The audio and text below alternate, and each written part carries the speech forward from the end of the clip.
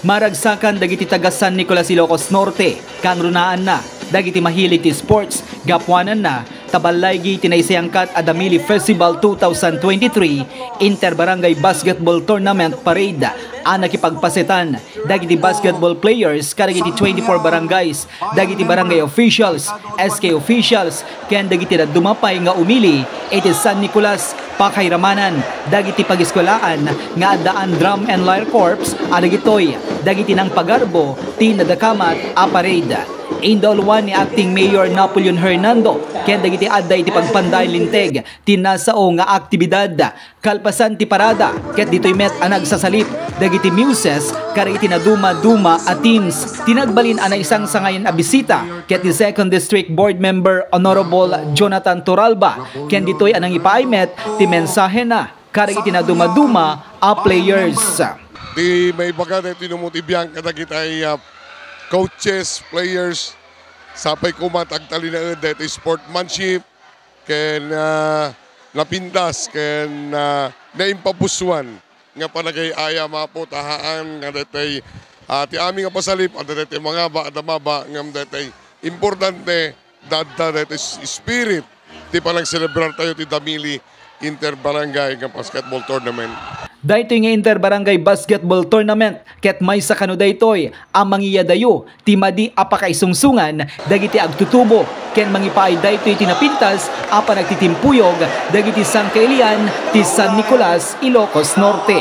Actually ado ti maitulong na una tapno maiwasan dagitay badi nga aramid siguro ado nga dagitay naiwawa may panggap kan daytoy nga may panggap ka dagitay drugs ngam itaan nang nangruna ket makita ti ragsak ti tattao nang nangruna ket nailip awan ti pandemigan so napintas ti panang celebrar tayo iti fiesta iti San Nicolas. Nagyaman ni Acting Mayor Napoleon Hernando kari iti so amin ang nakipagpartisipar tinasao nga aktibidad gapwanan na ta makita ti suporta ken timpuyog dagiti isu amin nga umili ti San Nicolas. Una-una Joey agyaman na kadagiti amin na players nga may nakikipagpartisipar ti detoy 2023 Inter-Barangay Damili Basketball Tournament. Ket expectaran tayo apo nga detoy peaceful ken orderly detoy nga pasalip ket may the best team win. Inyawis na pa'y kariti umili ti San Nicolas ken kabangibang alugar ti papanda pa ng buya kang runaan na dagiti mahilig ti basketball. Sabo, muna-unay ayaban tayo awisan tayo dagiti kailan tayong umagbuya inalaw detoy manipud ti alas 5 rinabii then awisan tayo dagiti kabangibang ili no may buya po dito'y basketball tournament iti ili nga San Nicolas. In pasigurado met ti kapulisan ti seguridad iti pakisayangkatan ti nasao a tournament ken dagiti pag-aaduan ti tattao ti kumurang 2 bulan apan nakaselebrar ti Damili Festival iti San Nicolas Ilocos Norte. Iti Damili Festival tayo tatay ket datay parada ti basketball. So very peaceful mo apo.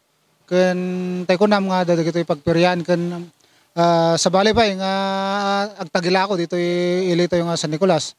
So di kit-kitan tayo ada dagitay kakadwa tayo nga force multiplier dagitoy tanod nga mga banbantay dito.